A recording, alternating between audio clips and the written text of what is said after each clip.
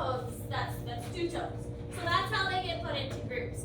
Ungulates in general walk on hoofed covered toes, so they're basically walking on their toes, they're just covered with hooves. Most are herbivores and they live in herds together. Young are typically well developed and they need to be because they need to be able to get up and move around because a lot of times these are migratory animals. They don't usually stay in one place, so they need to be able to get up and move with the herd very quickly. An ungulate's main defense is being fast and living in a group. So living in a group means that there's less likely that I as an individual am going to get hurt. If there are 30 other organisms, maybe they'll choose one of the other 30 and not me. The other thing is it's very confusing for a predator. A predator will run toward an animal, but as soon as the animals start moving, then it's like kind of chaotic and it makes it harder to hunt.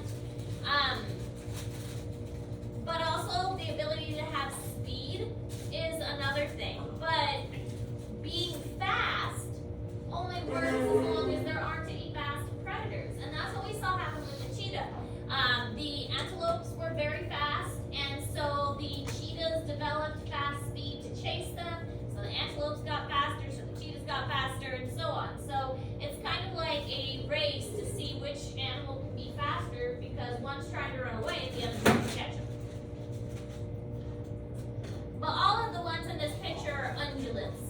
So this is like cows are in there, giraffes are in there, camels are in this group. It's a pretty diverse group. Cows aren't fast. Are cows like the dumbest animals on earth? Like, more or less? No. I don't know. They don't seem to care as much about stuff as some other animals. Those things have thick skulls. I think sheep are pretty Like, I don't know what the dumbest mammal word is. Hey, Garrett, that's Google self. fine. Mammal. Okay. I know my grandpa feeds cows and they're getting like feed when they're trying to pour it out. Yeah, put the stick on the head. Like, okay. He just goes, I'm like, what do you want me to do about it? He's like, hey, what do you think? I tried that. They got thick skulls. That thing almost broke the stick. She's like, you damn cow, get out. You know what others are too dumb? Max.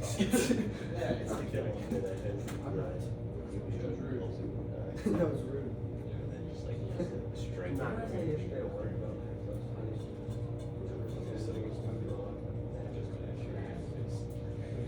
I don't know, they have something to do with it. That's what it is.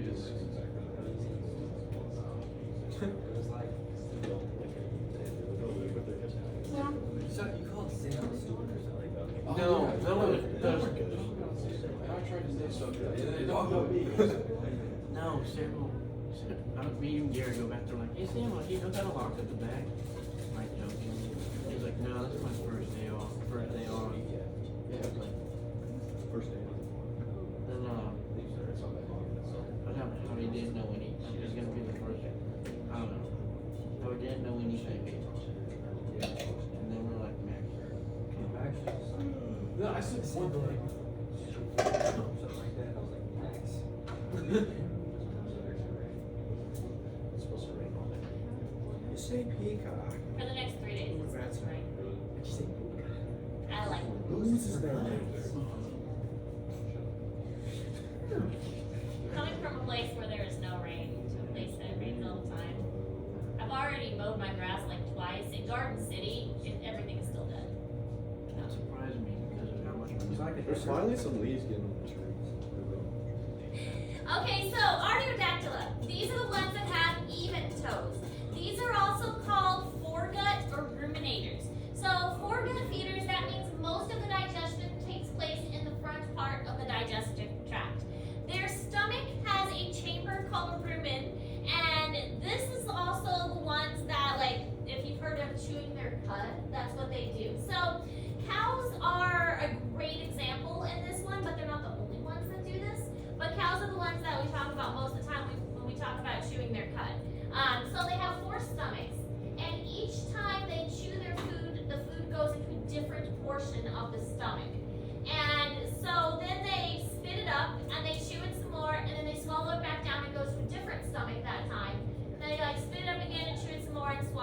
down again.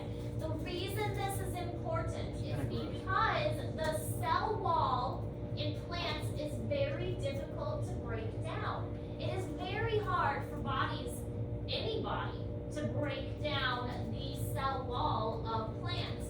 And so this is a strategy that the Artiodactylid group has developed in order to break down that hard cell wall. Now, we'll learn in a moment that there's also something called a hindgut feeder. And in the hindgut feeder, most of the digestion takes place toward the end of the digestive tract, so in the intestines. And so with those, rabbits are a great example of a hindgut feeder.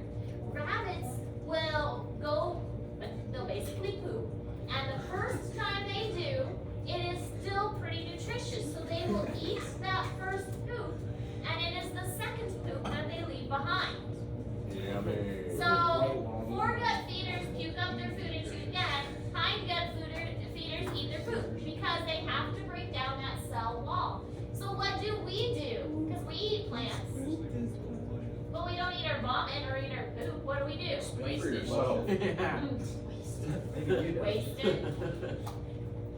Our strategy is a bit different because we still have trouble breaking down that cell wall. We do. So we have bacteria in our large intestines that breaks that down for us. If it was not the bacteria that live in our stomach, we would have a lot of difficulty breaking down that cell wall as well. And we still have trouble. If you've ever eaten corn, you know that we sometimes have trouble digesting that cell wall. Just saying. I can't tell you the last time I ate. This is my meteor. Sweet corn in the summer on a grill, that's good stuff. I know, I just haven't had corn in so long now you think about it. and I It's a really space like it. peanut. It's really good. Really? My favorite is when you take it off the cob and cut it, it like stays in the Yes. strip. Oh my god. It's like the best part.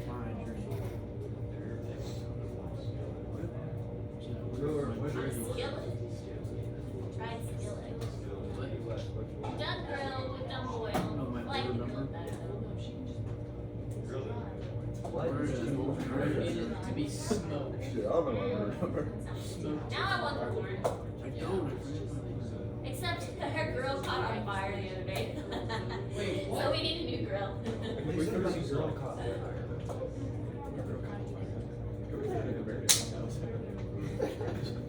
You put it because it dries. I don't know where. Okay, so here we can see the different hooves. And I like this picture that shows how the bones are. And you can see that it is actually, this is a camel, this is a deer, this is a pig. But it is actually the toes that they're walking on. The foot gets a little fused together, and sometimes the toes get fused together. But those are toes that we're looking at. So for a horse, does it have two toes and then just it rounds around? Their nail rounds around both of them? I'm not sure. But they can't Not really sure. move their toes, can they? Not really. Does it Does what? This little piggy went. Turkeys will have more spread out, and they don't really have any webbing. There's just more claws so that they can scratch. Foregut versus hindgut feeders. So here are the different stomachs you can see in a foregut feeder, and then eventually it passes into the digestive tract. A hindgut feeder, you can see the cecum back here, and that's very enlarged. That's where the digestion is going to take place in a hindgut feeder. So not as much happening here, but then you get back here, and this is where the digestion is taking place. Okay, I don't know if it was like a dream I had once, but I could have swore we went to like this like petting farm, dairy zoo type thing, and one of the cows they had a glass circle like implanted in his body to where you could see inside of it. Is that like a real thing or? So what it is it's the rumen is typically what it's going into. The rumen is the biggest stomach, and they do have holes cut out in some cows that are plugged, and so people can actually like stick their arm in the cow and Okay, pull so I out the wasn't- food. So I wasn't dreaming.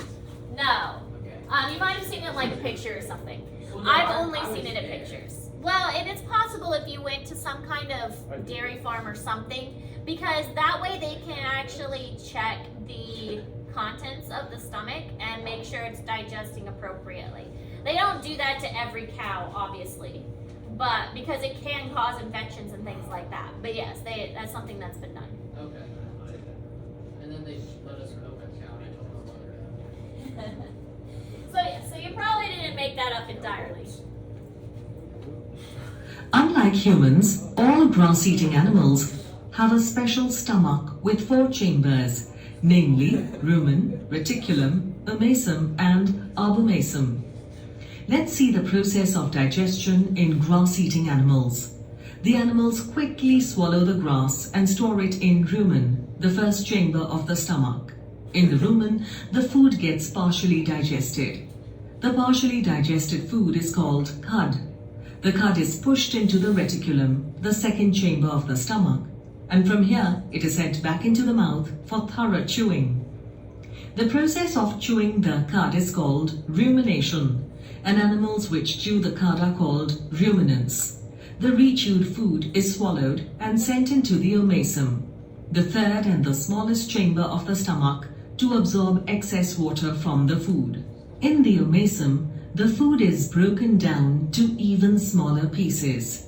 This is then sent to the last chamber, abomasum, which is also called the true stomach.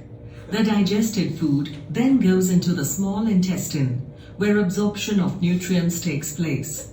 A large sac-like structure called cecum, present between the small intestine and large intestine, also contain bacteria that help in the digestion of cellulose, a carbohydrate that is present in grass. So, you now know why cattle keep chewing all the time.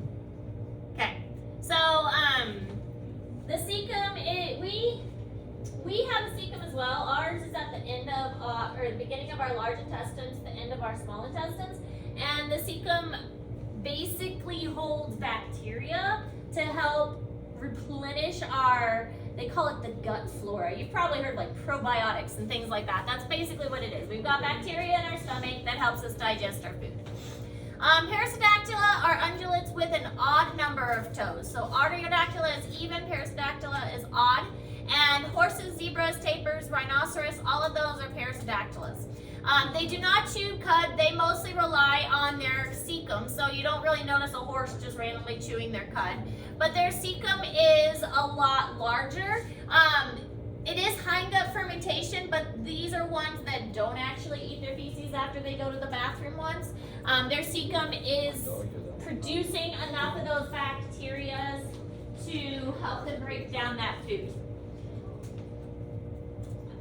Perissodactylas are less numerous than the Artiodactylas, they are much more common.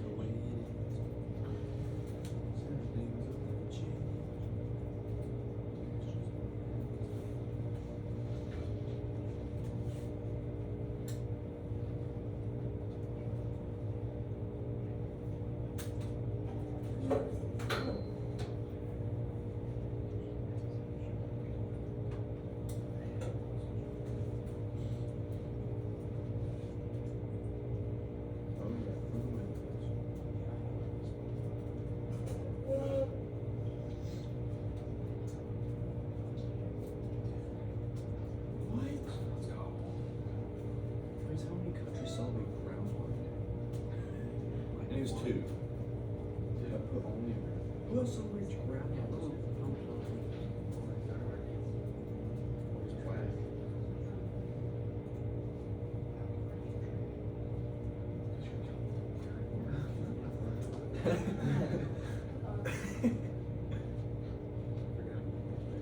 Here, I'll send you again. Gift card from Santa Monica Airport. Oh, it is gonna be. Send on your yours. Here you go.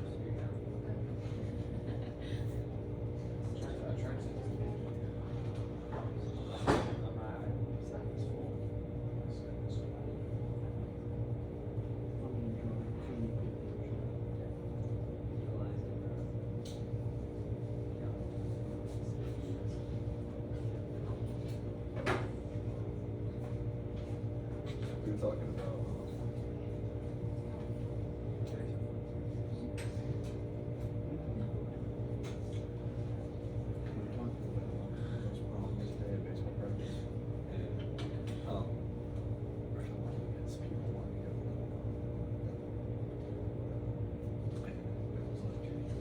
I'll go level up. I'll go golf.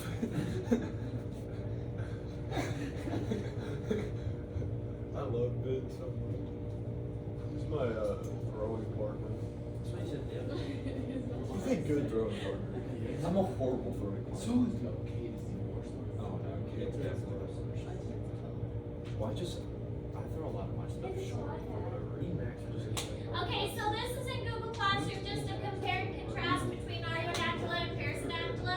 So again, just kind of an easy chart to help explain what the two different kinds are, odd toes versus even toes.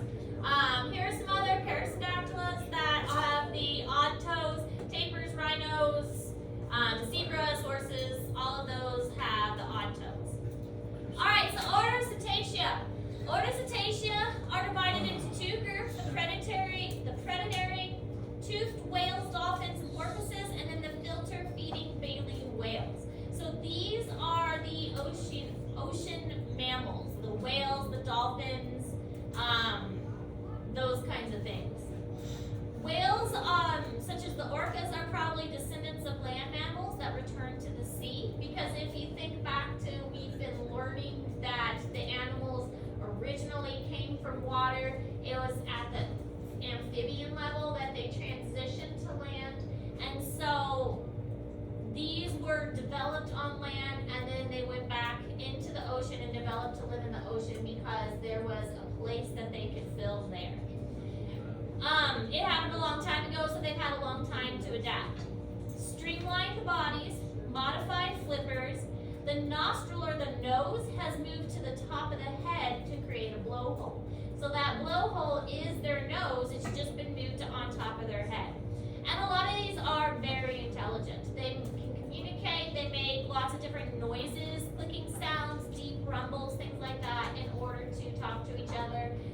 Migrating huge distances in order to go to breeding grounds and have their babies in certain places. And they are placental mammals as well, so they do give birth to live young.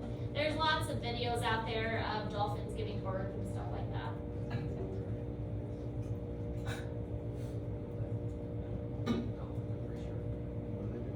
Sperm whale is not the largest, but it's probably one of the deepest diving ones. And what's interesting about the sperm whale is it dives super deep in the ocean, but then it comes back up to the surface. Not a lot of animals do that. If they live in the deep ocean, then they live there. They don't typically go back and forth. It's really hard to go from that deep pressure back to the surface. So that's one of the things that's interesting about sperm whales is they can do that. They can make those deep dives. And because they're mammals, they don't have gills. So they have to take a breath and hold their breath for a really long time and then come back to the surface to breathe.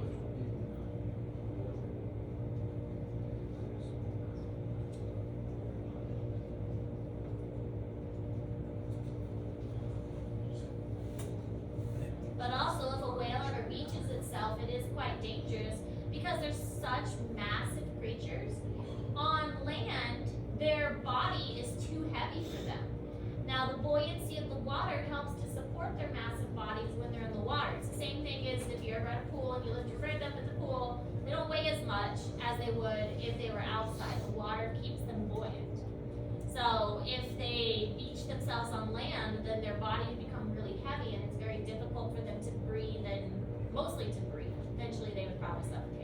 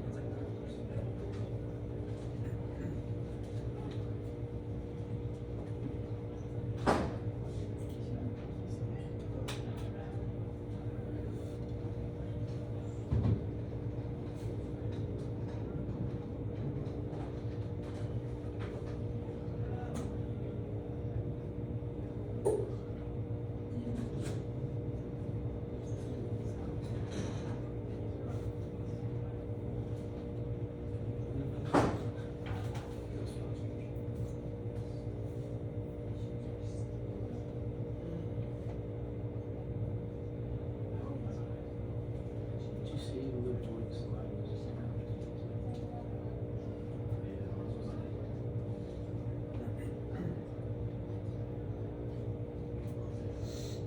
even Tommy Fingers.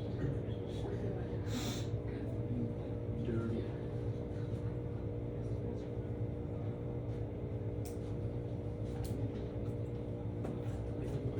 Okay, so different kinds of whales from this group. The blue whale, of course, is the largest whale ever. This one here is a sperm whale.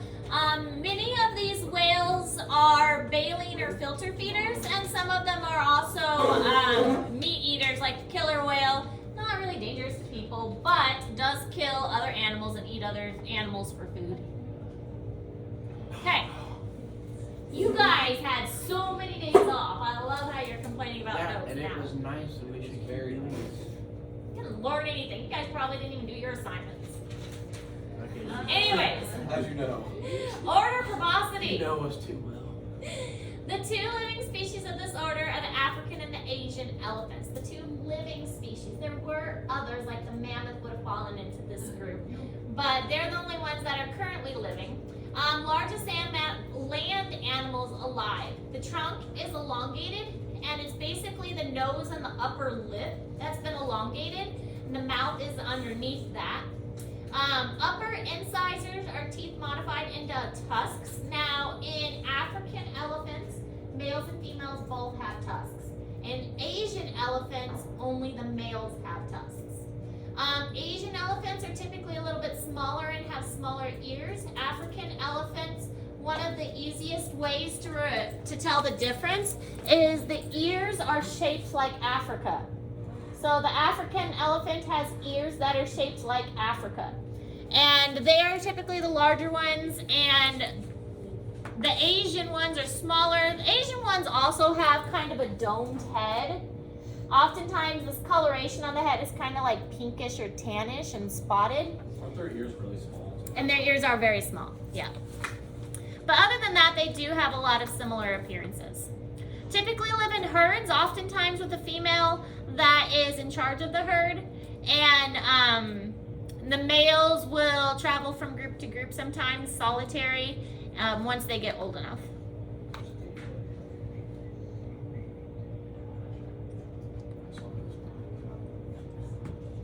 We had African elephants at the zoo I worked at for about 5 years that I worked there. And then the elephants were getting older, and for many different reasons, they were sent to a Colorado zoo, kind of like as a retirement place for them, so they could be with a larger herd while they retired. So. And then we got rhinos instead. And there was a baby rhino. That was kind of exciting.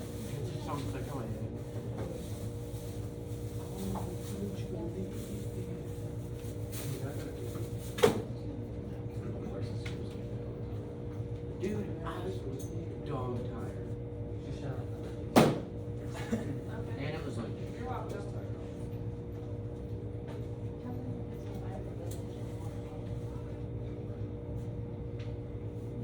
Dude, we were practicing until 6:30 last night.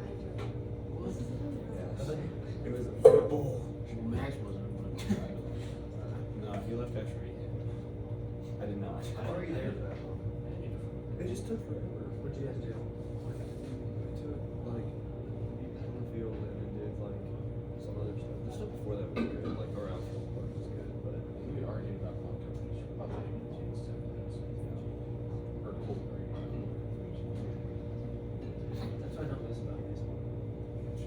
I play gymnastics yesterday. Okay, so order edentata. These are the anteaters, and they have really poor teeth. Not only are they anteaters, but you've got the sloths in here, and you got the armadillos. So all of those are kind of in the same order edentata. They're just kind of weird animals. They don't have very good teeth. Their teeth that they do have don't have any enamel. The enamel is the hard part of the tooth. Really good claws typically. So the anteater, I know I mentioned this before, their claws in the front are so sharp that they actually curl back and walk on the wrist instead because their claws are just so long. The claws are important for digging, especially anteaters. There's really big termite mounds where they live in South America, and so they will use the claws to break open those termite mounds. Armadillos, we do get some armadillos up here. We didn't really get many in Kansas. The 9-banded armadillo is the one that is native to North America. We had a 3-banded armadillo as an education animal at the zoo. It was so much fun. Her name was Maya, and whenever we put Maya on the floor, like her body would stay still, but her little feet would just scuttle all over the place. Maya was a lot of fun to work with. The only thing is she would sometimes like pinch you with these parts of her back. And the 4-banded armadillo could completely curl up in a ball, so like her head and her tail like tucked next to each other, so she just curled up in a ball. She was a lot of fun to work with. There are some things I miss about the zoo. Other things, not so much. Who do you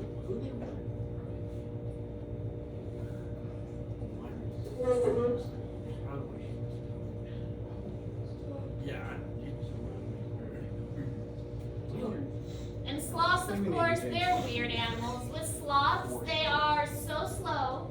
They'll live in the trees. They only come down to the ground to go to the bathroom. And their fur has all kinds of weirdness in their fur. And doctors are like doing research on the stuff in their fur to see if there's ways to make medicine and stuff like that from their fur. Because their fur is weird. They have algae that grows in there, and then they have like little bugs that live in there. It's like its own little ecosystem in their fur. Medicine for what? I have no idea.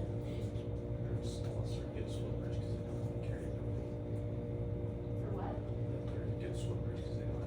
Oh yeah, they are really good swimmers. Yeah. What are only found in Western Europe? Pet sloth would be so awesome. What's only found in Just imagine a pet sloth. That's the hemisphere, you fucking idiot. It's been a long. It's 9 o'clock. All right, now we're It done. said Western For Hemisphere. today. More notes tomorrow.